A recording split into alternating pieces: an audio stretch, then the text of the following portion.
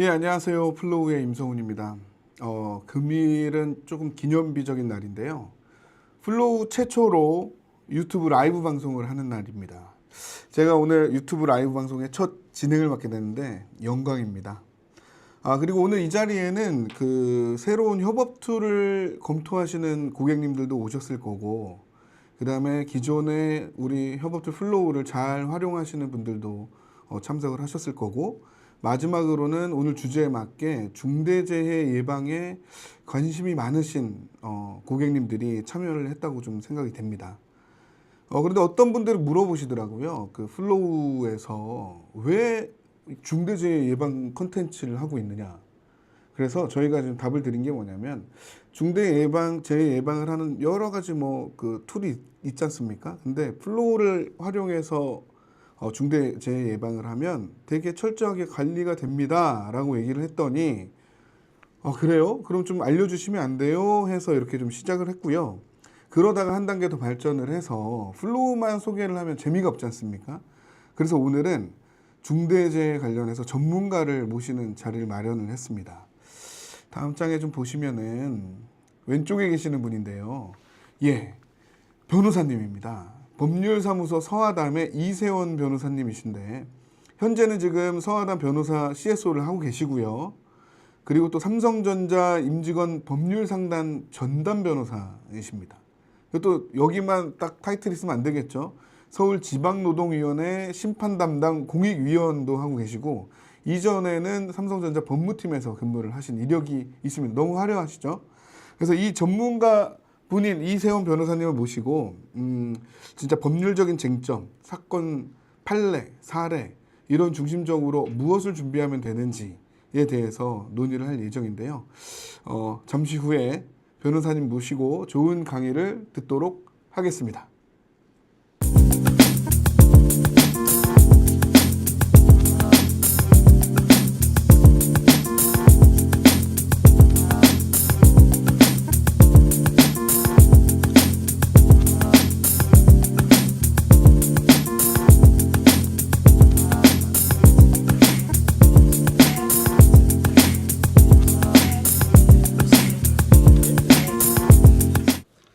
예, 반갑습니다. 지금 소개받은 이세원 변호사입니다. 그 임성훈 상무님이 너무 소개를 어마어마하게 해주셔가지고 전 저를 소개하시는지 잘 모르겠더라고요. 일단 그냥 그 주변에서 흔히 볼 수 있는 변호사라고 생각하시고 강의를 할 건 아니니까 편하게 얘기를 좀 들어주시면 좋을 것 같고요.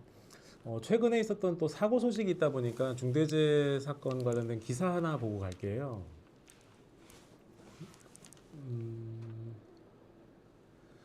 그 범한 메카텍이라는 그 회사 그 창원 공장에서 중대재해가 난 건입니다.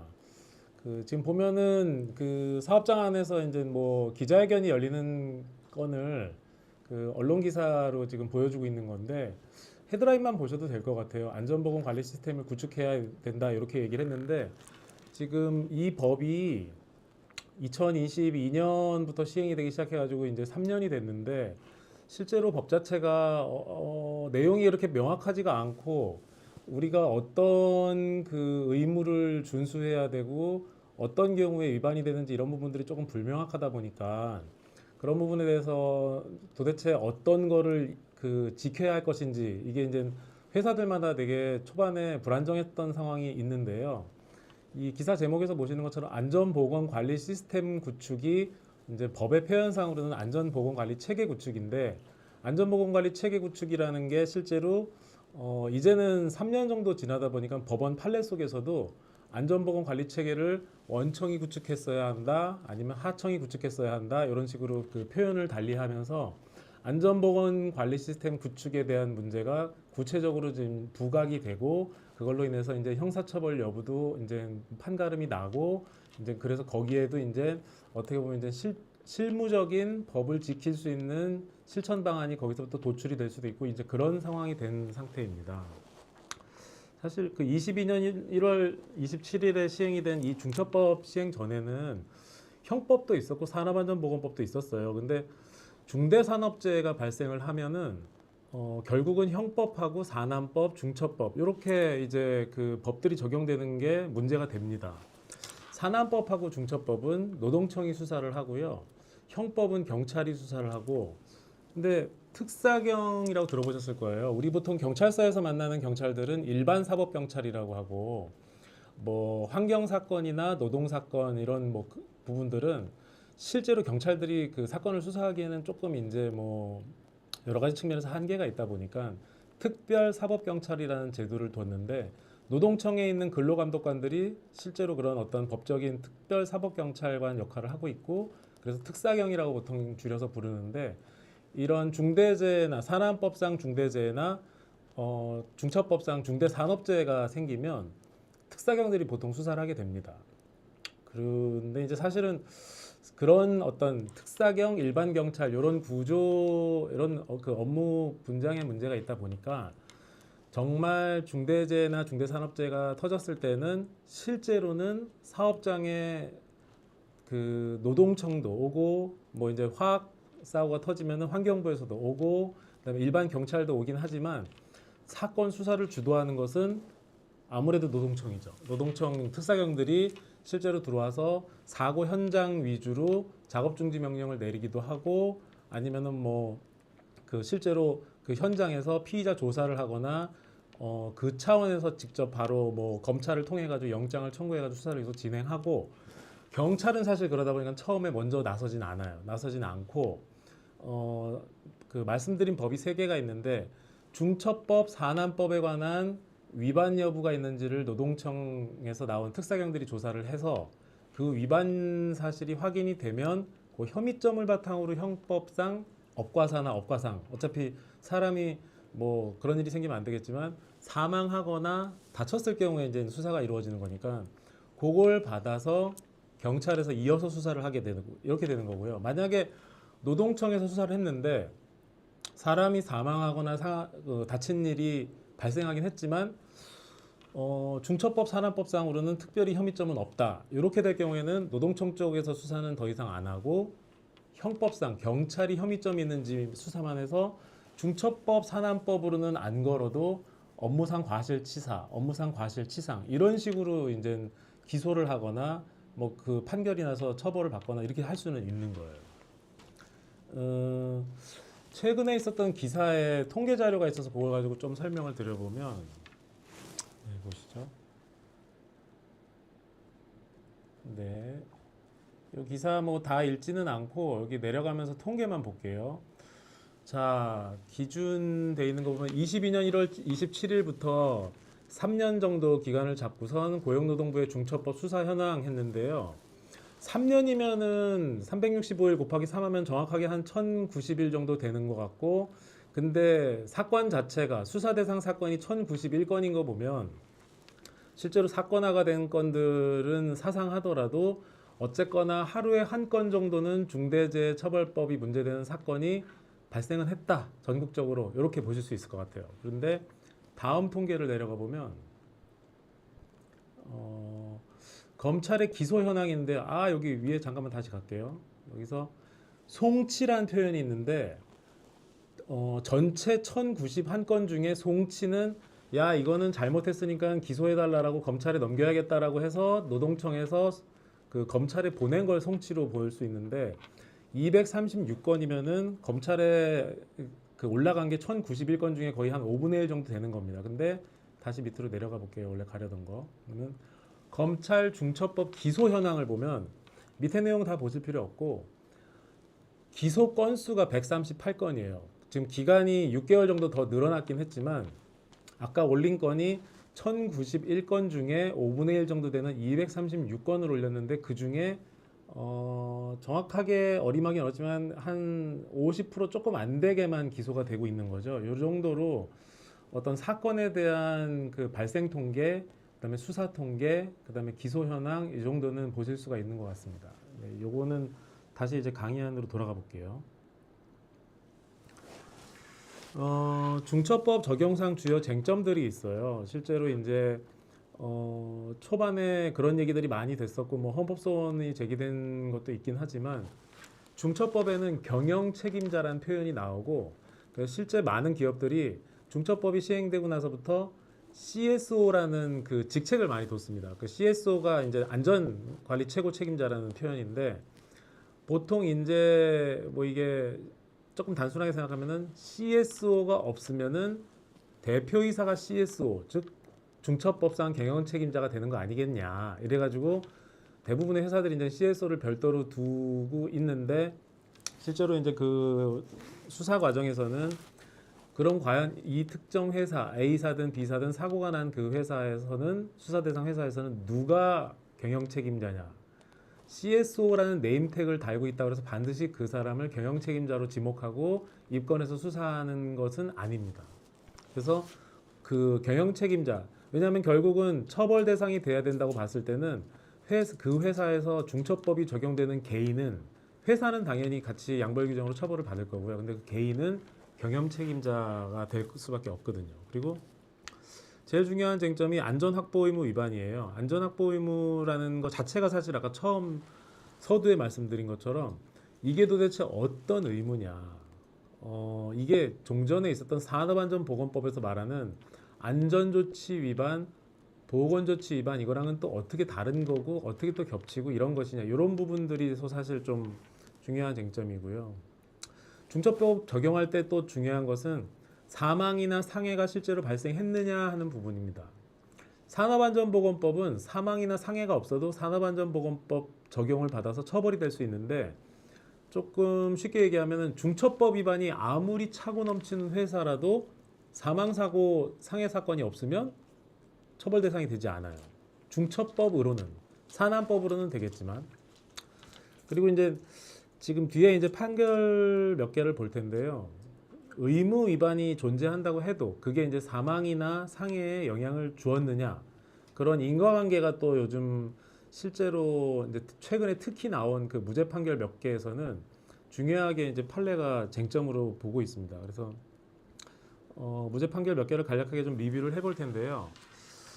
사실은 그 초창기부터 이제 뭐 이 법은 뭐 명확성이 떨어진다 이런 얘기를 하면서 헌법소원 가는 뭐 그런 얘기도 있었고 위헌성 논란도 있었지만 보통 이제 뭐 변호사들은 뭐 이제 뭐 저만 그런 건 아닐 것 같은데 판례가 생기면 기준이 명확해질 것이다. 그러니까 이 얘기는 사실은 노동청에서도 근로감독관들도 했었던 얘기고 뭐 검찰에서도 그런 얘기를 했었던 얘기고 모두가 다 했었던 얘기인데 법이 이제 오늘이 25년 10월 20일이니까 법이 시행된 지 3년이 넘는 시간이 지났죠. 그래서 이제 뭐 여러 가지 형태로 이제 최초 판례라든가 유용화할 수 있는 판례들이 좀 나와 있는데 유죄 판결을 오늘 공유해 드리는 거는 뭐 좀 저희가 날도 추운데 너무 우울하니까 무죄 판결 위주로 한 4-5개만 좀 그 꼭지만 간단히 볼 생각입니다. 자.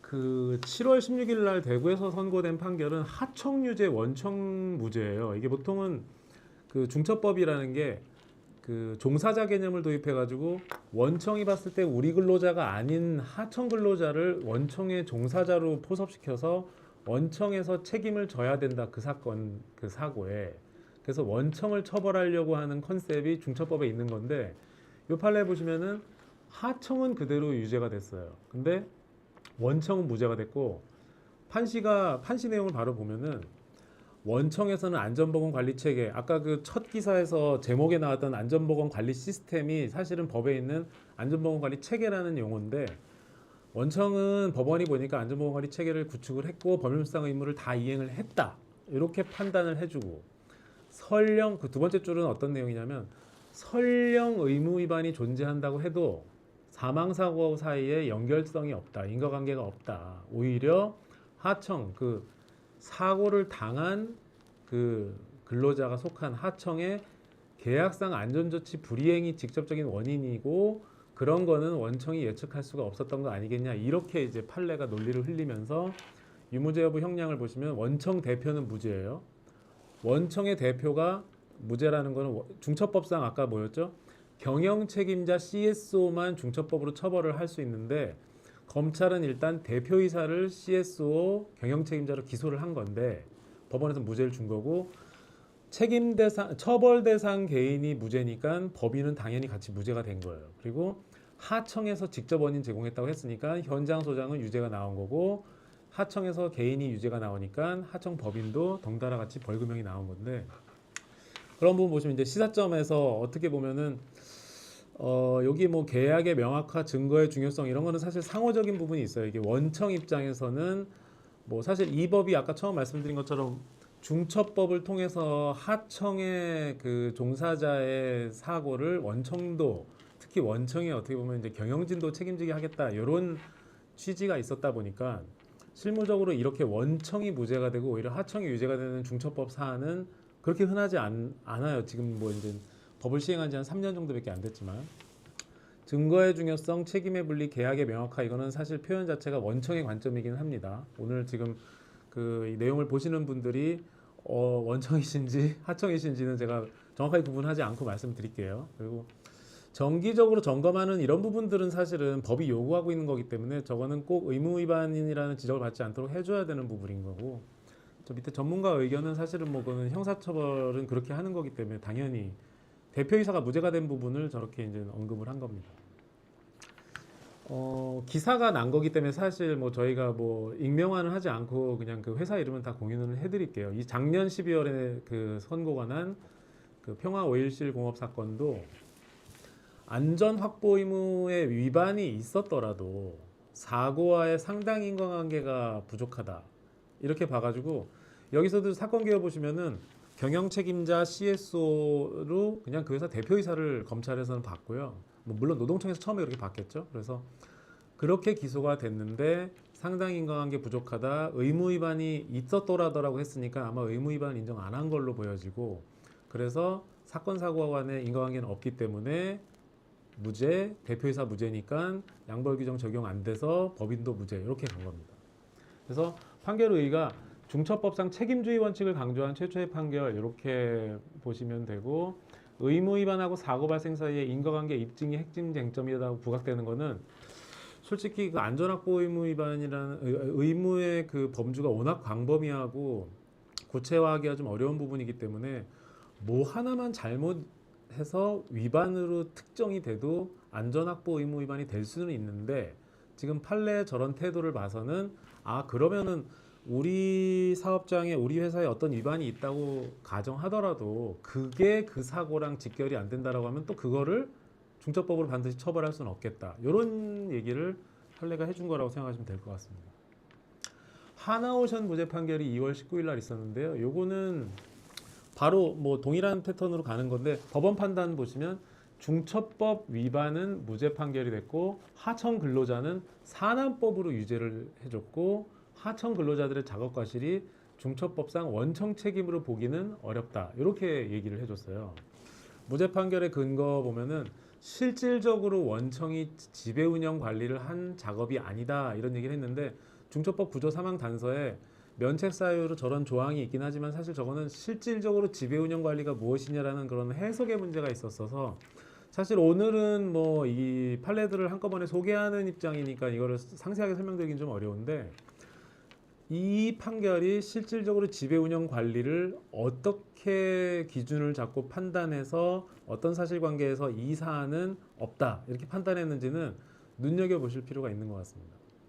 그리고 다른 판결이 또 있으니까 3월 6일에는 SK 멀티 유틸리티 무죄 판결도 있었어요. 근데 이때는 안전보건 확보 의무 위반 무죄 사유 보고 있는 건데요. 안전보건 확보 의무 위반 사고 사이에 상당 인과관계가 부족하다 이렇게 설명을 했는데 의무 위반이 설정이 돼도 사고가 발생한 것과의 인과관계가 없다면 의무를 위반한 사실만으로 그 대표이사를 처벌할 수는 없다. 여기도 지금 뭐 대표이사라고 했으니까 경영 책임자를 대표이사로 특정을 했죠. 사실은 그 이따 뒤에 그 대표이사가 경영 책임자가 아닌 사례를 하나 보여드리긴 할 건데 그 사례가 상당히 특이한 게 이제 보통은 판결을 통해서 법원의 해석을 통해서 여러 가지 그 개념 표지들에 대한 구체화가 필요하다라고 봤던 게 이 법이긴 한데요.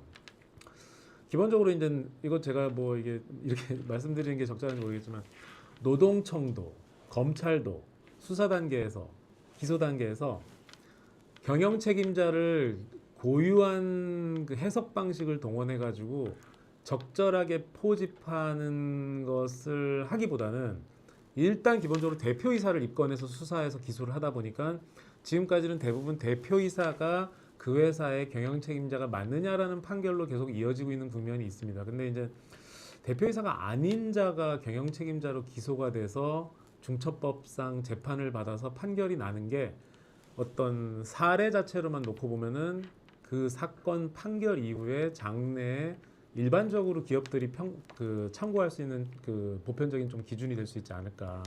근데 아직은 이제 대표이사 아닌 분들은 경영 책임자로 기소가 되는 일이 거의 없는 상태다. 이제 수사 실무상 그런 부분이 있긴 합니다. 자, 삼화건설 산업 무죄 판결도 있는데요. 요거 판결 결과를 보시면 현장 소장하고 하청업체는 산안법 업무상 과실치사 유죄였어요. 그리고 원청 대표이사랑 현장 소장은 중처법 위반 무죄가 나왔고 원청사는 산안법 위반의 일부 유죄가 나왔어요. 요 부분 어떻게 된 거냐면은 밑에 원청사를 보시면 산안법 위반 유죄, 중처법 위반 무죄면 법인 입장에서는 산안법의 위반 행위자가 직원 중에 있다는 얘기고요.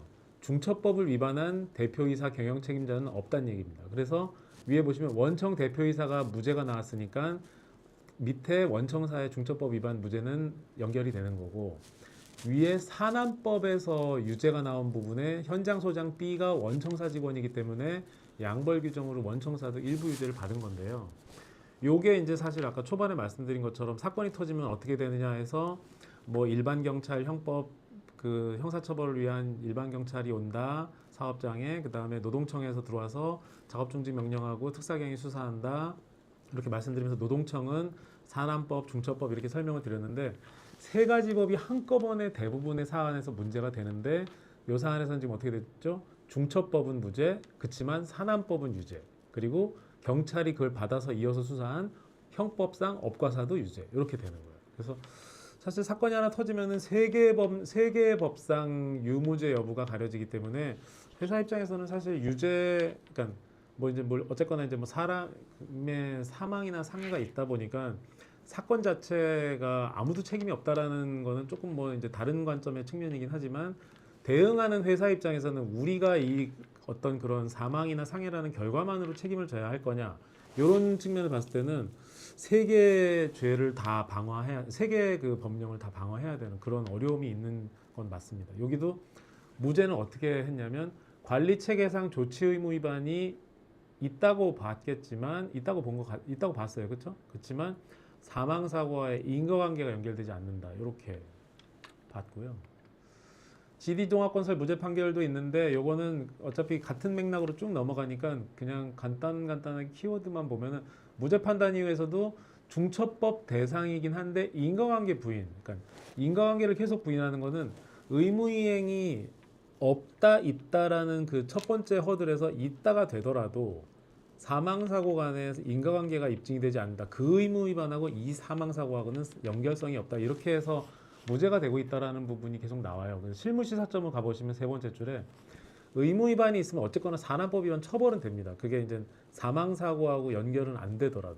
그리고 그 뒤에 끝에 보시면 쉼표 뒤에 경영 책임자 책임과 구분된다 이랬는데 뭐 그런 회사는 없으실 거예요. 뭐 야 이게 내가 경영 책임자인데 뭐 나 말고 저 밑에 안전관리자나 그 관리 감독자들이 책임지는 그런 산안법 위반 정도는 뭐 우리는 그냥 안고 가자 이렇게 하실 분들은 없으실 거기 때문에 누군가의 위반은 결국 경영 책임자의 책임으로 귀결될 수도 있어서 그거는 서로 그 이해관계가 있는 거라고 볼 수는 없다 보니까 저런 부분들은 좀 주의 깊게 보셔야 될 것 같고요. 지금 대체로 이렇게 그 5개의 무죄 판결을 뽑아봤는데 요게 이제 아까 처음 말씀드린 그 경영 책임자를 CSO로 본 사안입니다. 지금 오늘 들으시는 얘기가 만약에 나는 이때까지 전혀 관심 없다가 중처법 얘기를 처음 듣는 것이다. 이렇게 생각하시면 이 얘기가 어려우실 수 있는데 그게 아니라면은 지금까지 해드린 얘기만으로도 충분히 따라오실 수 있을 것 같아요. 왜냐하면 이 사안에서 당연히 뭐뭐뭐 문제되죠. 중처법, 산안법, 형법이 다 문제되는데 이 사안에서는 실제로 CSO를 대표이사로 안 잡고 실제 CSO라는 네임택이 있는 그 임원을 경영 책임자로 그 입건을 해서 수사를 했는데 중처법상 혐의점이 없다고 불기소 처분을 한 첫 사례입니다. 그래서 그분은 중처법으로 기소되지는 않았어요. 그리고 처분 결과 보시면 저 처분은 이제 검찰이 한 거는 처분, 법원이 한 거는 판결입니다. 처분을 보시면 산안법 위반으로 13명이 기소가 됐죠. 그리고 25년 7월에 산안법 추가 기소가 있는데 요거를 이제 뒤에 연결해서 말씀드릴게요. CSO 이분이 그러니까 이게 어떻게 보면 이제 이 항상 이렇게 모든 회사들이 그 이거 이렇게까지 다 극복을 못하는 한계가 여기서 보이는 건데 CSO 이 회사 SO1의 CSO 이분은 중처법은 넘으셨어요. 넘으셨는데 산안법 위반 근로감독에 걸리셔가지고 그걸로 추가 기소가 되신 거예요. 25년 7월에 최근에. 그래서 결국은 지금 후속 조치를 보시면은 노동청의 수시 근로감독 결과 산안법 위반 사항이 다수 적발돼서 저기 실명은 기사에 있으니까 그냥 넣었습니다. 산안법 위반 혐의로 재판 중이다 이렇게 돼 있는데 지금 이 화면을 다 보실 수 있을 테니까 여기서 예를 들어 볼게요. 그 SO1이라는 왼쪽 상단에 있는 그 제목에 SO1 불기소 처분이라는 제목 부분에서 화면 전체가 어떤 사업장이라고 가정하고 제목 부분에서 사고가 났어요. 그러면 중대재해처벌법상 산업안전보건법상 사고조사는 저 제목 범위에 있는 그 장소에서만 수사가 이루어지는데 노동청의 수시 근로감독은 정기가 아니기 때문에 특별감독이라고 보통 부르는데 특별감독은 이 화면 전체 사업장에 다 일어나게 됩니다. 그래서 사건 수사와 노동청의 특별감독이 항상 병행이 되기 때문에 실제로 중처법은 노동청의 특별감독은 중처법하고는 아예 무관하고요. 그래서 산안법 너네 이번에 사고 터졌는데 평소에 어떻게 하고 있는지 우리가 한번 싹 훑어볼게라고 들어오는 게 특별감독이에요. 그러다 보니까 제목 부분에서는 잘못한 게 하나도 없는데 다른 부분에서 위반 사항이 걸려가지고 적발된다라는 게 저 수시 근로감독이고 보통 우리가 말하는 특별감독이에요. 그런 부분이 있다 보니까 중처법, 그러니까 사고 터진 부분에 대한 중처법, 그거에 대한 산안법, 그거에 대한 형법 이렇게 세 개의 법이 오버랩되는 거를 극복하는 것도 중요한 문제지만 결국 사고가 터졌을 때 가장 위험하고 회사가 볼 때 경영에도 영향을 줄 수 있는 가장 큰 거는 수시근로감독, 특별감독. 그래서 요거는 이따가 조금 더 강조를 드리면서 제가 그 나중에 그 어떤 대응 방안 말씀드릴 때 조금 다시 한번 설명을 드릴게요. 그리고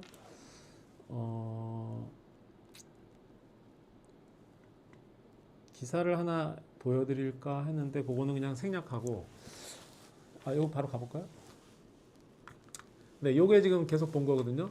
산업안전 제목이 좀 틀렸죠. 산업안전보건법 위반으로 추가 기소가 된 건데 결국은 이제 우리 회사도 어쩌면 이런 일이 생길 수 있겠구나. 지금 여기서 이제 그 아까 말씀드렸던 얘기 해드릴 건데 사고가 터져서 신고가 되고 노동청이 들어와서 중처법 수사하고 산안법 수사하고 경찰이 들어와서 형법 수사를 했을 때 중처법이 클리어가 되는 상황이 돼도 특별감독이 들어오면 다시 산안법이 문제가 되는데 사고랑 무관한 위반 사항까지 문제가 되면서 산안법으로 빠져나갔던 사람도 추가 기소할 수 있는 사안이 될 수 있다가 지금 작년 7월 23일에 난 기사가 보여주는 SOL 사안에서 저희가 그 엿볼 수 있는 교훈인데요. 그래서 자연스럽게 이제 대응 방안 얘기를 해드리면은 이제 그 자료로 다시 넘어올게요. 어쨌거나 그 평소에 잘 하고 있지 않다면 그러니까 사고가 나지 않고 우리가 우리 지금 그 영업하기도 바빠 죽겠는데 이거 이런데 그 산업안전에 돈 쓰고 이런 돈 여유는 없다라고 했을 때 사고가 나지 않으면 중처법 사안이 생길 일은 전혀 없으니까 그렇게 뭐 약간 불안불안하게 가는 것도 괜찮긴 하지만 일단 사고가 터졌을 때는 우리 회사가 전반적으로 어기고 있었던 모든 산업안전 이슈들이 특별감독이라는 이름으로 다 발각이 된다라는 점을 보시면은 실질적으로 평소에 사고가 나지 않았을 때 아니면 이미 사고를 겪으신 기업 입장에서 현재 다시 이제 일상에서 우리가 그 환경 안전을 어떻게 할지를 사실 뭐 이제 그 플로우를 이용한 부분들은 뒤에 충분히 내용 설명을 들으시겠지만 그 중요성을 좀 말씀드리고 싶은 게 뭐 그 컴플라이언스 그러니까 준법에 대한 개념이 컴플라이언스로 넘어오고 컴플라이언스에 대한 개념이 ESG로 좀 이렇게 체화되고 이런 그 흐름을 아마 사회적으로 다 그 눈여겨보고 계실 거예요. 근데 이제 저 중에 S가 안전보건에 해당되고 인권에 해당되고 다양성에 해당된다는 설명이 있는데요. 뭐 다 그건 아시는 얘기들일 텐데 중처법을 지키고 산안법을 지키고 이런 부분들이 사실은 ESG 경영과 무관하지 않고 소셜하고 직결되는 부분이다 보니까 이 부분들이 소홀히 되고 있는 상황에서 어떤 투자자들 대상으로 ESG 얘기를 할 수가 없는 부분이 있고 또 그리고 그게 실제 투자자들이랑 직간접적으로 연계되는 회사가 아니라 그 회사들의 하청이신 입장에 있다고 하더라도 저 ESG의 어떤 평가 지표 같은 것들은 사실 원청이 하청의 ESG 그 실천 지수까지도 다 묶어가지고 포괄적으로 인덱스 관리를 하고 있기 때문에 그건 얼마든지 다 그 어떤 이런 그 중처법 기준으로는 원청하고 만약에 내가 하청이라면 그렇게 말씀드린 겁니다. 원청하고 연계해서 중대재해처벌법 지키는 것도 우리가 평소에 다 회사가 체계적으로 챙겨야겠구나 이런 어떤 그런 경영 판단, 의사결정 이런 걸 꼭 해주셔야 된다라는 말씀을 좀 드리고 싶어요. 이게 그 중처법에 대한 이야기는 뭐 일반적으로 변호사들한테 들으시는 뭐 여러 가지 이야기 중에 뭐 윤리경영이나 성희롱 예방 교육 수준의 이야기는 아니기 때문에 지금 요 제가 장표 넘겨가지고 다른 거 보여드리고 있지만 저런 실무 전략도 지금 이 한 장에다 넣으려고 이렇게 압축을 한 거지 사실은 실천할 수 있는 얘기가 여러 가지가 있고요. 뭐 중소기업 실무 대응 전략도 사실은 많이 있습니다. 이런 거는 저거를 활성화시키기 시작하면 사실은 큰 틀에서는 어떤 컨설팅도 필요한 거고 내부적으로는 어떤 뭐 조직을 변화시키는 정도의 의사결정도 하실 수 있어요. 뭐 아주 쉽게 얘기를 들면 CSO를 정말 두고 싶으신 회사는 정말 그 CSO가 명실상부한 CSO가 되어야 해요. 어떤 의미의 CSO냐면 안전 보건 확보 의무를 이행할 수 있는 능력이 있는 사람을 CSO로 두셔야 됩니다. 안 그러면 허수아비가 돼서 결국 또 대표이사한테 그 입건의 화살이 가는 게 되겠죠. 그리고 실무진 체크리스트는 이건 저는 설명을 안 드릴게요. 이건 어차피 뒤에서 다시 한번 다 더 상세한 설명 드리실 수 있을 것 같고 자료는 오늘 그 진행에 필요한 만큼만 터치를 했는데 이 자료 전체는 참석하신 분들한테는 그대로 다 메일 보내드릴 거고요. 요거 뭐 아마 열심히 들으신 분들만 아마 그 질의응답이 가능하실 거예요. 근데 이제 그건 나중에 뒤에서 해드릴 거고 저는 일단 여기까지만 말씀드리고 나중에 그 다시 뵙겠습니다.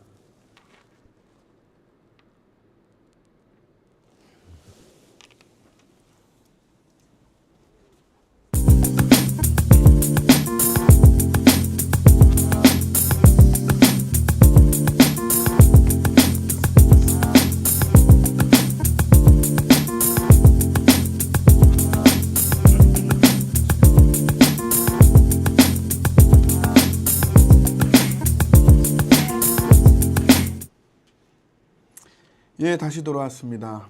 그 앞에 변호사님 말씀 잘 들었고요. 마지막에 말씀하신 그 저희 이제 실무자들의 체크리스트 중심으로 제가 좀 말씀드리려고 합니다. 일단은 예, 다음 장 예. 오늘 순서는 저는 이제 왜 지금인가, 그 다음에 유사 사고가 왜 반복되는가, 그 다음에 안전 문화를 구축하려면 플로우를 어떻게 좀 해야 되는가라는 쪽으로 좀 설명을 드리겠습니다. 예, 앞에 변호사님께서 많이 말씀을 해주셨는데 사실 중대재해처벌법이 21년 1월에 시행이 됐죠.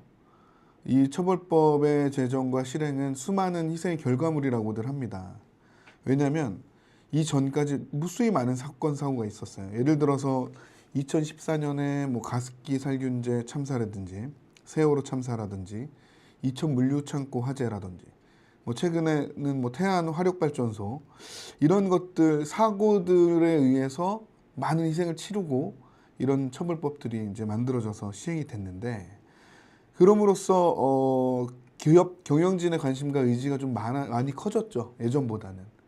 왜냐하면 그 법에 나온 내용 중에 하나가 경영 책임자에 대한 직접적인 형사처벌, 기업 기관도 처벌하겠다는 내용이 들어가니까 경영자분들도 되게 관심이 많이 갖게 되는 계기가 되었는데요. 다음 장 보면 현실은 어떨까요? 현장에서 사망자 수는 감소하고 있을까라는 자료를 좀 찾아봤을 때 2023년에 약 812명의 사고 사망자 수가 발생을 했는데 10년 전으로 거슬러 올라가 보면 한 2014년에 992명이죠. 그러니까 보면은 드라마틱하게 감소하지는 않았어요. 그 중간에도 보면 늘었다 줄었다 늘었다 줄었다 하면서 점진적으로 조금씩은 감소를 하고 있는데 저희가 갖고 있는 관심에 비해서는 사망자 수가 그렇게 많이 줄지 않았다라는 걸 좀 알 수가 있었습니다. 그리고 또 보면 유사 사례가 좀 많이 반복되는 것 같아요. 안타깝게도 업종별로는 건설업이 가장 많고 두 번째가 제조업, 세 번째가 서비스업입니다. 뭐 우리나라에 서비스업이 많다 보니까 이제 사망자 수가 많을 수도 있는데 이렇게 구성이 돼 있고 우측에 발생 형태별로 좀 찾아보면 낙상, 떨어져서 사망하는 사고가 약 35%를 차지하고 있습니다. 근데 제가 드리고 싶은 말씀은 그 밑에 그래프를 좀 보시면은 떨어짐 사고는 점진적으로 조금씩 감소하고 있는데 나머지 사고는 크게 감소하지 않거나 늘고 있어요. 유사 사례가 지속적으로 반복되고 있다는 점을 좀 데이터를 통해서 볼 수가 있었습니다. 그럼 왜 유사 사고가 반복되는가 이유를 좀 찾아봤는데 안타깝지만 우리의 모든 관심이 1번에 쏠려 있진 않은가. 왼쪽 그래프에 이제 하인리 법칙이라고 있지 않습니까? 한 번에 큰 사고가 나기 전에는 29건의 경상해 또는 뭐 경미한 사고가 나고 그다음 300건의 징후가 나타난다고 하죠. 근데 우리는 지금 법적 대응에만 너무 집중하고 있지 않은가라는 생각이 들고 이런 사고 반복되는 것을 줄이려면 정말 그 329건의 경상해와 무상의 사고지만 사고가 난 것들에 대해서 파악해보고 재발 방지 대책을 세우고 어떻게 하면 잘 체계적으로 관리할 수 있을지 더 관심을 기울여야 되지 않을까 생각이 됩니다. 예, 유사사고 반복되는 이유 중에 이제 제가 퀴즈를 하나 낼 건데요. 오늘 요거 맞춰주시는 분께는 플로우 골프 모자를 하나 선물로 좀 드릴 수 있도록 하겠습니다. 뭘까요? 첫 번째는 땡땡, 두 번째는 땡땡, 세 번째는 땡땡땡의 실패다 라고 돼 있는데 뭐 올라오는 답이 있나요? 아직 참석자가 별로 없어서 답이 없는 것 같은데 일단 첫 번째는 실수죠, 실수. 그죠? 두 번째는 뭘까요? 퀴즈로 내놓겠습니다. 세 번째는 시스템의 실패입니다. 두 번째는 한번 맞춰주시면 좋을 것 같고요. 한번 보세요. 두 번째는 사실은 무능입니다. 무능. 그러니까 실수와 무능과 세 번째는 시스템이 실패한다. 이렇게 보시면 되는데 이런 사고가 있었어요. 2016년에 대구 방음벽 화재가 났는데 동일한 사고가 20년에도 났고 22년에도 또 났습니다. 계속해서 반복된다는 건데 이런 것들이 보면 유사한 사고가 계속된다. 공유가 잘 안 되고 소통이 잘 안 되고 이런 체계에 대해서 잘 구축돼서 관리가 안 되고 있다라는 사례가 아닐까 생각이 됩니다. 그러면은 어떻게 지금 말씀드린 것들을 어떻게 히스토리화하고 어떻게 체계적으로 구축하고 할 수 있는 방법은 없을까? 저희가 뭐 하는 회사죠? 플로우를 통해서 여러 가지 업무를 할 수 있도록 해주는, 지원해주는 회사 아닙니까? 플로우를 통해서 뭐 여러 가지 프로젝트 관리도 하고 태스크 관리도 하고 채팅도 하지만 안전문화도 구축할 수 있다라는 점을 오늘 좀 말씀을 드리고 싶어요. 지난번에 제가 유튜브 라이브에서도 한번 말씀을 드렸었는데 오늘은 실제 사례 위주로 어떻게 구현하면 되고 어떻게 관리하면 되는지를 좀 말씀을 드리겠습니다. 요거 아까 이제 법률사무소 서하담에서 말씀해 주신 거죠. 경영체계 방침, 체계 및 방침을 잘 만들어야 되고 위험 요인 관리를 해야 되고 안전보건 관리 체계를 잘 구축해야 되고 사고 대응 및 재발 방지 대책을 수립해서 실천해야 된다. 이런 부분인데 자 그럼 플로우에서 어떻게 잘 구현이 돼 있을까요? 한번 보시겠습니다. 보기 전에 제가 하나 몇 가지만 좀 말씀을 드려볼게요. 설마 아직도 종이 문서로만 관리를 하고 계신가요? 예를 들어서 공문을 보내고 계약서에 기입해서 넣고 이런 식으로 관리하는 데가 상당히 많죠. 특히 원청과 하청 관계에서는 계약서 내에 안전관리 체계를 잘 구축한다 뭐 이런 정도의 내용들이 좀 구체적으로 담기는데 실제 사고가 났을 때 나는 이렇게 계약서 보냈으니까 나는 책임 의무가 없어. 과연 의무가 없을까요? 그럼 실제로 이행하는 것들을 잘 점검하고 관리했는지 이런 것들이 잘 안 됐으면 책임을 질 수도 있겠죠. 그런데 종이문서로만 관리를 한다? 좀 제한적일 겁니다. 두 번째, 요즘 카톡 바뀌고 나서 많이 얘기가 많은데 개인 메신저로 관리를 하시는 회사들도 제가 들었어요. 그러니까 예를 들어서 뭐 담당자들한테 요번에 이런 안전 체계를 구축했으니까 잘 지키세요. 뭐 이렇게 해서 1, 2, 3번은 꼭 지키세요라고 계속해서 메신저도 주고 하청에도 관련 파일도 보내주고 했는데 어떤가요? 넘쳐나는 메시지. 개인 메시지도 상당히 많고 요즘에는 제가 보니까 개인 메시지보다 광고 메시지가 더 많은 것 같아요. 넘쳐나는 광고. 그리고 사적인 공간. 거기 업무 채팅까지 더해지니까 잘 안 보게 됩니다. 그리고 두 번째는 일주일인가 지나면 증빙 자료가 어느새 사라져 있어요. 그럼 나중에 문제가 생겼을 때 증빙을 할 수 없는 이런 문제가 발생한다는 거죠. 세 번째, 그래서 여러분들이 또 강구한 방안이 네이버 밴드를 쓰는 방법도 있더라고요. 왜냐면 게시판 기능도 있고 캘린더도 있고 파일 공유도 되고 하다 보니까 방을 만들어서 잘 막 이렇게 공유를 하세요. 근데 여기는 밴드도 어떻게 보면은 그 회사의 공적인 공간은 아닙니다. 그러다 보니까 어디에 통제를 받냐면 네이버 규정에 통제를 받게 돼 있어요. 그래서 만약에 어떤 이슈로 인해서 문제가 생기면 이 밴드 자체가 삭제될 수 있는 리스크가 있습니다. 그 다음에 세분화돼서 사용자를 관리할 수 없기 때문에 보안 수준에도 한계가 좀 있다라는 말씀을 좀 드리고 뭐 플로우 자랑은 아닌데요. 그럼 플로우는 어떻게 쓸 수 있는가 한번 시연을 간단하게 해보도록 하겠습니다. 네, 화면이 넘어왔습니다. 이게 실제 플로우에 지금 저희 쓰고 있는 화면이에요. 이렇게 지금 보면은 그거를 좀 여러분들이 알기 쉽게 구현을 해놨다고 보시면 됩니다. 이거 뭐 가짜로 만든 게 아니라 실제 이렇게 쓸 수 있는 것들을 사례로 고객들을 위해서 만들어 놓은 겁니다. 지금 보면은 첫 번째로 이제 저희가 가장 중요한 안전보건 관리 체계를 구축하는 체크리스트와 근로자의 안전 보건 확보하는 거, 위험성 평가하는 법, 그리고 소통 보고 체계 운영하는 것들을 이렇게 위에다가 탁 올려놨어요. 보기 좋게. 그래서 이제 첫 번째는 유민영 주임이 필독 사항으로 넣어놨죠. 이렇게 중대재해 예방에서 체크리스트는 이렇게 있습니다라는 것들을 안내를 하고 직원들이 다 보는 공간이고요. 그래서 관련 문서들을 쫙 올려놔서 필요한 사람들은 여기서 다운받아서 볼 수 있게끔 일단 조치를 해놓을 수도 있다. 이거 사례니까요. 그리고 중요한 거는 보시면 이제 안전보건관리체계 구축하는데 그럼 무엇을 해야 되는지 잘 모르지 않습니까? 저희가 이렇게 여기다 올려놨습니다. 간단하게. 예를 들어서 관리체계 할 때는 대표이사나 CSO가 안전보건 목표를 수립해서 공표하는 게 중요합니다. 왜 의지가 중요하죠, 회사에. 그다음에 경영방침은 어떤지 공표하는데 그다음에 전담자를 지정할 수 있으면 전담자를 지정하면 좋고요.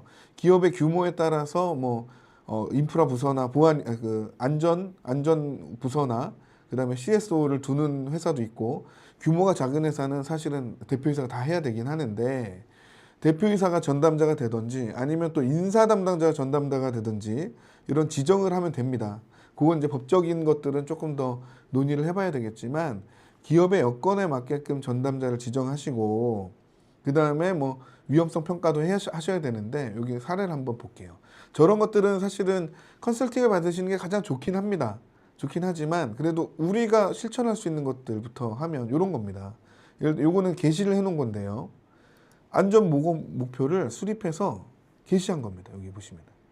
그래서 첫 번째는 어렵지 않습니다. 예를 들어서 유통물류 회사인데 무죄 무사고 달성하겠다. 안전보건교육을 100% 이수하겠다. 위험성 평가 개선한다. 건강검진 및 사후관리를 하겠다. 보호구 착용 및 관리를 한다. 쾌적한 근무 환경을 조성하겠다 해서 몇 월 며칠에 대표이사가 공표를 하는 겁니다. 의지를 보여주는 거고요.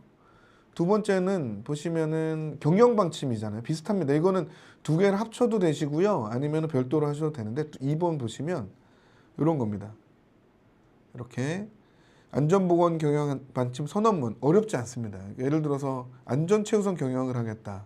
보건관리체계를 확립하고 근로자 참여와 협력을 강화하고 교육훈련 잘하고 예방하고 건강복지 개선해 나가겠다라는 것을 대표이사가 수립해서 공표하는 것 자체가 일단은 대표이사의 의지가 이렇게 우리 회사는 안전체계를 잘 구축한다라고 보시면 될 것 같아요. 그 다음에 이제 전담자인데 요런 건 한번 만들어 봤어요. 전담자를 우리 플로우에서 이제 결제하고 합의한 건데 담당자가 이제 결제를 올리고 합의를 했죠. 그래서 관리 전담자를 누구로 지정하겠다. 그래서 저희가 이제 내부 전담자는 성명, 정은, 임땡땡 상무, 부는 유땡땡 팀장, 소속은 어디, 그다음에 외부 만약에 위탁할 경우에는 기간은 어디, 시행일시는 언제부터. 그래서 위탁했으면 위탁 계약서에도 샘플로 올려서 관리를 하면 좋다. 이렇게 체계적으로 얘네들은 관리를 하고 있구나. 라는 증빙을 보여줄 수 있다라는 거고, 뭐 예산 및 인력 확보도 많은 예산이 아니라 예를 들어서 우리는 교육하는데 얼마 정도 쓸 거예요. 어떤 이제 안전 뭐 보호 장구를 구입하는데 얼마 정도 쓸 거다라는 계획이 있으면 그냥 그 편성해서 이렇게 보고해가지고 얼마 정도를 책정해서 실행한다 정도만 관리하셔도 되지 않을까 생각이 되고요. 자, 그럼 두 번째로 넘어가 볼까요? 안전보건 확보. 이거는 이제 근로자 측면입니다. 보시면은 이런 거죠. 교육을 잘했느냐. 그 다음에 특별교육도 해봤냐. 건강검진 잘하고 있습니까? 그 다음에 이런 뭐 회사마다 다르겠지만 저희 회사는 사실 소프트웨어 회사 보호구까지 뭐 지급할 필요는 없지만 총무 담당자가 예를 들어 사다리 타고 뭐 어디에 올라가야 된다 그러면은 보호구 같은 거는 필요합니다. 그런 것들 저희도 이번에 구입해서 다 갖고 있고요. 그래서 이제 지급 관리하는 거 이런 것들을 하는데 어떻게 했냐면 이런 거 보세요. 교육 관리를 하고 있는데 서면 문서로만 하는 회사들도 있을 거고 진짜 기업의 규모가 작은 회사 같은 경우는 관리도 좀 잘 못하는 경우도 있지 않습니까? 그래서 플로우에서 이렇게 교육을 하고 나면 정기 교육을 담당자가 올리는 겁니다.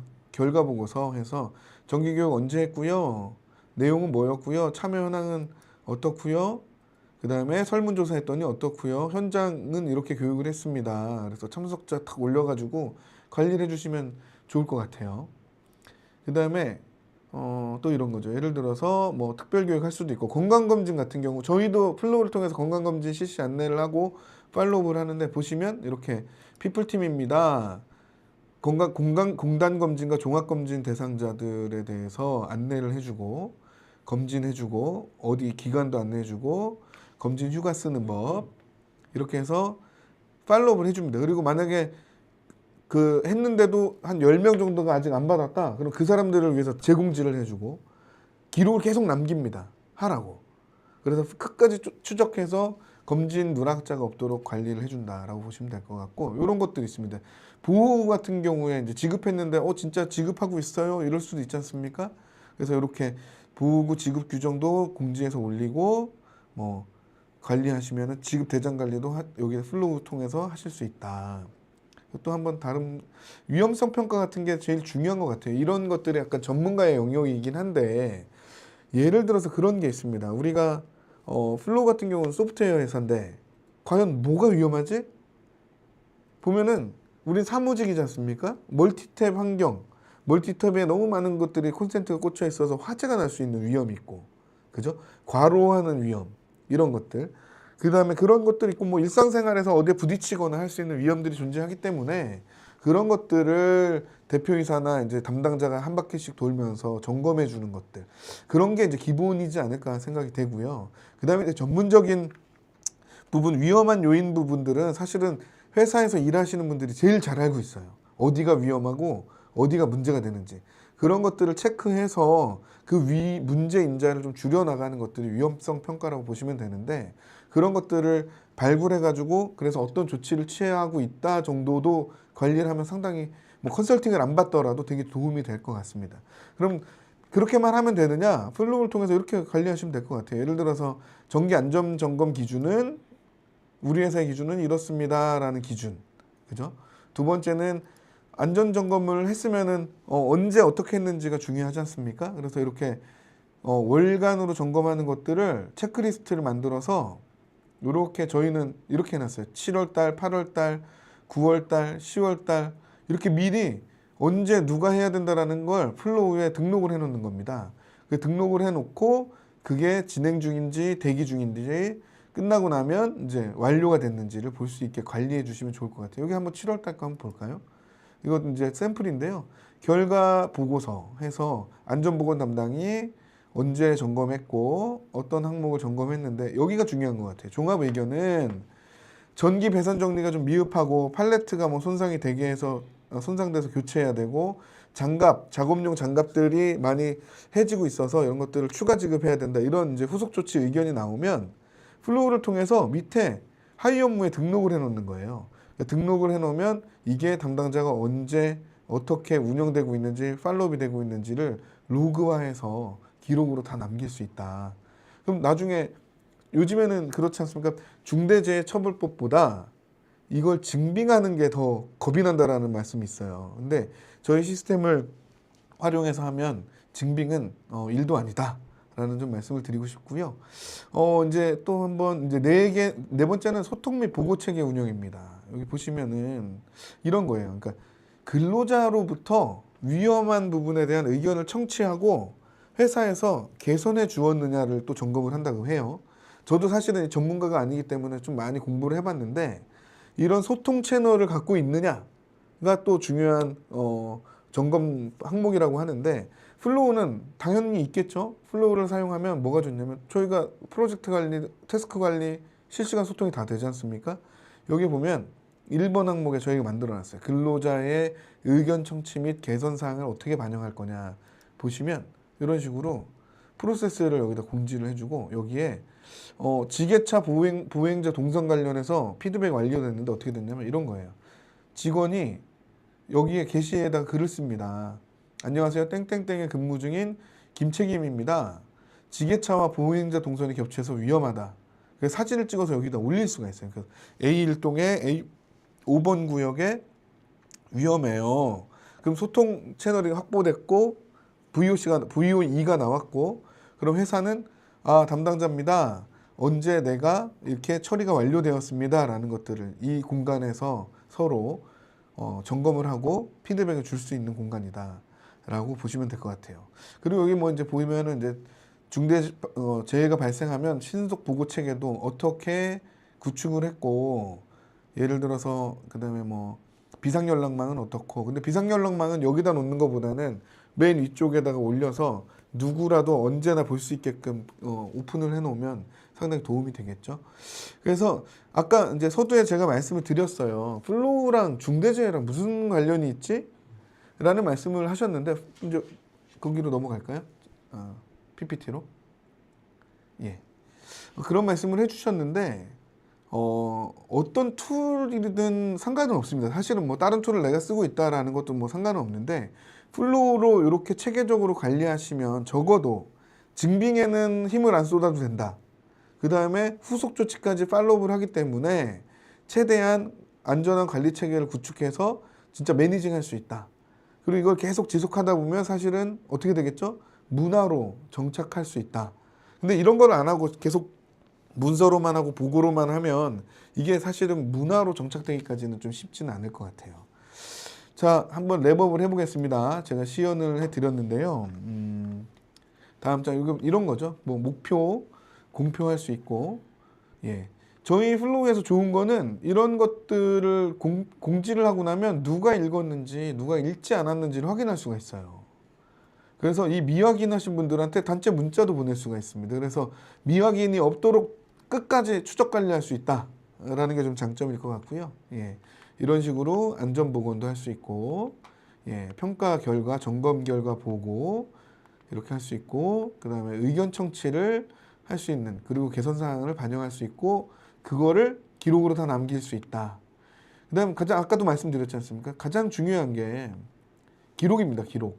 저희가 5번째는 제일 중요한 게 기록인데 이 기록 관리를 플로우를 쓰면 메타데이터 에비던스로 충분히 증명할 수 있다.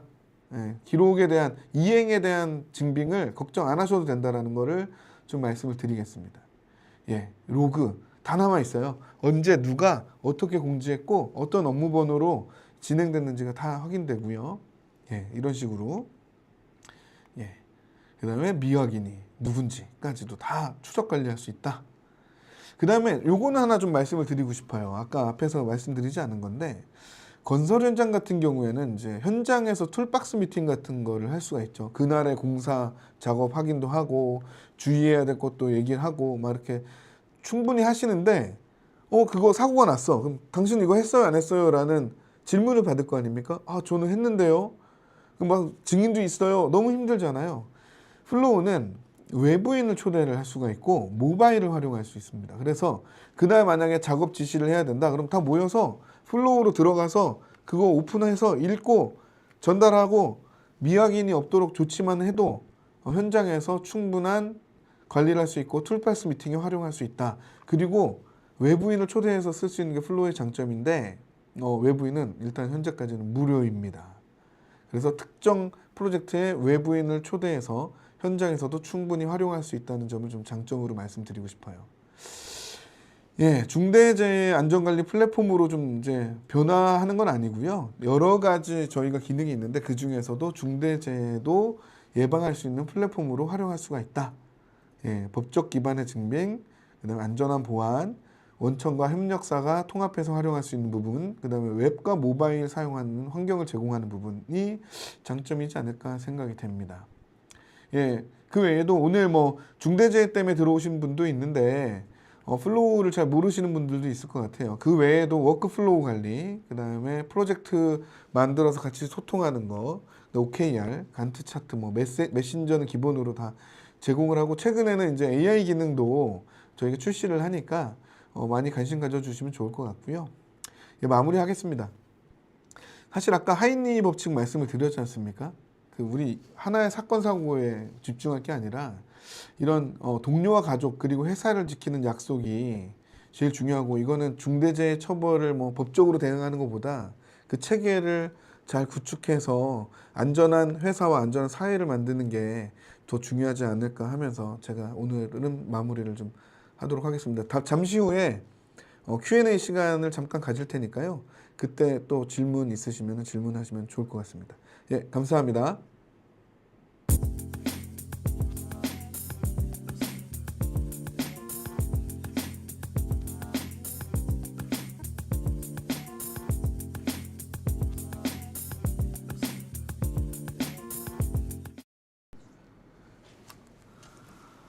예. 이제 오늘 이렇게 또 자리를 같이 앉게 되네요. 저희 화면에 잘 나오나요? 이렇게 제가 그렇게 슬림한 편이 아니라서. 제가 좀 어떻게 위치를 옮길까요? 아니 괜찮습니다. 뭐 예. 오늘 또 변호사님 넥타이까지 메고 나오셔가지고 부담되시죠? 제가 라운드 티에 자켓을 입었는데 저희 회사 좀 이것도 되게 포멀한 겁니다. 예, 오늘 이거 뭐 저희가 사전에 안내를 드려서 들어오신 분들도 있고 그 다음에 뭐 또 오늘 중에 또 메일 막 보내서 들어오신 분들도 있는데 Q&A니까 제가 좀 몇 가지만 먼저 좀 질문을 드릴게요. 예, 좋습니다. 오늘 변호사님 어렵게 모셨으니까 예. 서화담의 주력은 뭔지 제가 좀 궁금해요. 저희가 이런 네. 사건을 대응하는 노동 인사 이쪽이 저희 주력. 노동, 인사, 예. 인사 관련. 그렇죠. 네, 그다음에 노동 관련. 예. 그래서 오늘 저희 여기 불러주셨어요. 예, 맞는데 또 주력이 뭐 이혼 이런 건 또 아닌가 해서 아우. 한번 여쭤봤습니다. 그러면 노동 관련, 인사 관련 되게 주력으로 하시는데 뭐 노동 오늘 좀 얘기하셨으니까 네네. 인사 관련해서는 좀 어떤 것들이 좀 이슈가 있나요 요즘에? 이게 아무래도 이제 그 노동 인사를 우리나라는 이제 노동법 실무상 그 두 단어를 구분하긴 하는데요. 사실은 노동법이 요즘에는 본질적으로 이제 뭐 이 플로우도 마찬가지긴 하지만 테크가 자꾸 발달하면서 기술을 보호하는 문제, 기술의 침해를 또 이슈화하는 문제, 또 그러다 보니까 기술이 고도화되면 또 불가피하게 또 이제 그 업무에 필요한 인력의 수급을 좀 이렇게 조절하는 문제 이러다 보니까 네네. 노동이 영업비밀, 특허, 뭐 기술 유출 이런 부분하고 계속 연동이 됩니다. 그거는 뭐 어떤 특정 산업에 그렇게 국한된 게 네네네. 아니라 전 산업에 걸친 이슈인 것 같습니다. 광범위하게 하시는군요. 다 잘한다 뭐 이런 말씀이신 거죠? 그럴 겁니다. 예, 서하담은 다 잘한다. 그러니까 만약에 궁금한 게 있으면 오늘 이제 뭐 오늘을 계기로 이제 서하담 법률사무소로 또 이렇게 연락하셔가지고 상담도 받으시고 컨설팅도 받으시면 좋을 것 같아요. 예. 근데 아까 여기 제가 보니까 밑에 보니까 이세원 변호사님도 플로우를 쓰시나요? 이렇게 물어봤는데 요거 네. 이제 제가 한번 골라봤습니다. 플로우 쓰시나요? 예. 저희는 플로우를 쓴 지가 한 6년 됐는데 요거는 뭐 아주 자랑스럽게 말씀드릴 수 있는 부분인데 플로우 입장에서 봤을 때도 지금 뭐 실질적으로 사실 저희가 최초였었고 저희가 가장 잘 쓰고 있는 플로우를 가장 잘 쓰고 있는 로펌이다 이렇게 말씀드릴 수 있습니다. 사실 네네. 요거는 사실 말씀을 안 드리려고 했었던 게 가장 최근까지만 해도 이걸 쓴다는 사실이나 쓰는 방식은 저희 사무실 입장에서 대외비여가지고 노코멘트 하려고 했는데 또 이제 사모님 질문하시니까 제 기밀을 누설한 건가요? 바로 그냥 실시간 아, 예. 근데 잘 쓰신다 정도니까 예. 어떻게 쓰신다는 노하우를 좀 가지고 계시면 될 것 같고요. 네. 그러면 오늘 몇 가지 중에 이제 질문 중에 이런 질문 하나 또 드리고 싶어요. 예를 들어서 중대재해처벌법을 효과적으로 대응하려면 기업 입장에서는 어떤 조치부터 좀 실행하면 좋을 건지. 예, 그게 사실 이제 아까 그 설명을 드리는 중에도 이제 오늘 뭐 이 자리를 어떻게 어느 정도까지 의미를 부여하시는 분들이 그러니까 그 참여하시는 분들이 어느 정도까지 의미를 부여하실지 그게 좀 궁금하기는 한데요. 이게 이례적인 어떤 그 정보를 접하는 자리로 끝내시지 않고 중처법이 없었던 시절에도 이 관련된 안전보건에 관한 법령이 있었고 그게 산업안전보건법이다 보니까 그 법을 지키기 위한 활동을 좀 더 활성화하기 위한 트리거가 이 중처법이 등장한 거고 이 산안법을 지키기 위한 활동을 시스템적으로 체계적으로 뒷받침을 하는 게 결국은 중처법을 어겨서 처벌받는 것도 예방하고 물론 이제 그런 어떤 처벌의 측면을 떠나서 사고도 예방하고 안전을 지킬 수 있는 그런 거라고 말씀을 드리는 게 맞을 것 같습니다. 네.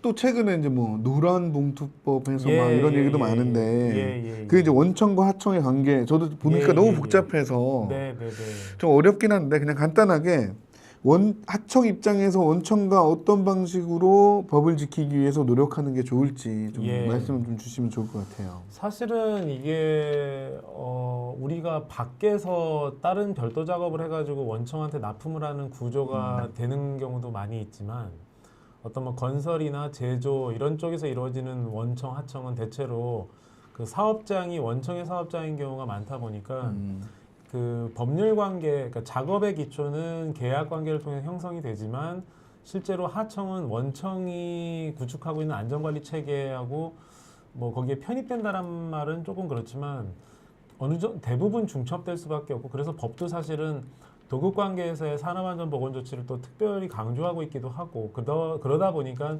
중처법에서도 원청이 바라볼 때 원청의 근로자가 아닌 하청의 근로자까지 종사자 개념으로 편입시켜가지고 보호해야 한다 이런 그 조치 의무를 확대하고 있는 그런 부분이다 보니까 하청이 적극적으로 법이 허용하는 선에서 원청의 그런 부분들을 요구하고 그걸 지키려고 노력하는 게 사실은 상호적인 방법이 아닌가 생각이 듭니다. 원청이 분명히 이 특정 그 업체, 이 기업뿐만 아니라 모든 그 법률 관계를 맺고 있는 하청들하고의 기본적인 어떤 그라운드 룰이 있을 겁니다. 안전관리 체계. 그렇죠. 예. 아까도 제가 이제 설명드린 것 중에 문서로 하지 마시고 플로우로 하면 좋지 않을까라는 생각이 들고요. 제가 아까 그 퀴즈 낸 거에 답을 주신 분이 뭐 답은지 모르겠지만 이제 대응하신 분들이 두 분이 있는데 다니엘 유온 김용재님 두 분이 해주셔서 이 두 분께는 끝나고 여기다가 이제 그 주소하고 전화번호만 좀 따로 저희가 갖고 있죠. 이분들 컨택 포인트가 신청하셨으면 갖고 있으니까 골프 모자 하나씩 좀 보내드릴 수 있도록 근데 하겠습니다. 문제가 제가 볼 때 개인적으로 너무 어려웠는데 골프 모자 약한 것 같습니다. 다음에는 더 공도? 좋은 걸로. 알겠습니다. 혹시 이제 뭐 시간이 좀 많이 지나가서 그런데 중대재해 외의 질문이 하나 있는데 최근에 AI가 화두있지 않습니까? 변호사님께서는 AI를 어떻게 쓰고 계시는지 제가 알기로는 너무 잘 쓰시고 계셔서 뭐 그거는 모르겠는데 저는 이제 많이 익숙해지려고 계속 이제 그 AI하고 접점을 많이 넓히고 있는 그런 상황이긴 한데요. 뭐 대체로 한 뭐 시중에 워낙 그 다들 잘 알고 계신 AI들이 많이 있으니까 뭐뭐뭐뭐 이렇게 말씀드릴 필요는 없겠고 궁금한 게 있고 해결해야 될 게 있으면 저는 한 4-5가지 AI한테 동시에 프롬프팅을 해서 거기서 나오는 것 중에 제일 좋은 거를 2번이나 3번 더 반복해서 프롬프팅을 해가지고 그걸 이제 좀 계속 빌드업해서 좋은 결과물을 좀 확보하려고 하는 편입니다. 몇 개 쓰세요? $200짜리 2개랑 $30짜리 3개. 아, 200달러짜리. 200달러짜리 어떻습니까? 이 가성비가 200달러짜리 확실히 좋습니까? 아, 예. 돈이 아까워서라도 더 쓰게 되더라고요. 아, 돈 낸 만큼. 그렇죠. 플로우도 좀 잘 쓰고 계시죠? 뭐 이용료를 올리시면 더 많이 쓰시죠. 알겠습니다. 저희가 이제 사실은 뭐 요즘에 플로우 측에서도 이제 오늘은 이제 하나의 사례인 것 같아요. 그러니까 중대재해처벌법이 중요하고 이슈인데 네네네. 사실은 플로우를 통해서 그러니까 저희 대표님께서 뭐 이렇게 미팅을 하러 나갔는데 막 거기 계신 대표님들이 뭐 요즘 이런 게 이슈인데 이거 뭐 예, 예. 밴드로 가려고 있어 채팅으로 하는데 힘들어 죽겠어 네네네.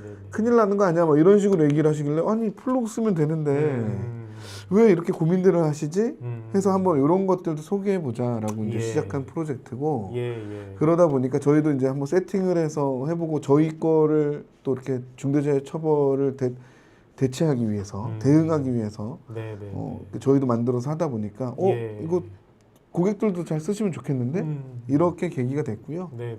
그러다 보니까 변호사님 또 모셔서 법률적으로도 얘기도 해보게 되고 네. 다음에도 또 이렇게 우리 고객분들께 좀 고민되는 사항들 법률적 이슈들 있으면 좀 네네네. 저희가 좀 받아서 이런 시간을 좀 만들었으면 좋겠습니다. 좋습니다. 네. 오늘 무료로 이렇게 참여해 주셔서 너무 감사드립니다. 아유 영광입니다. 예. 네. 한번 저희도 인사하고 그럼 차렷하고 마무리하겠습니다. 경례할까요? 예. 네, 차렷 경례 감사합니다. 감사합니다.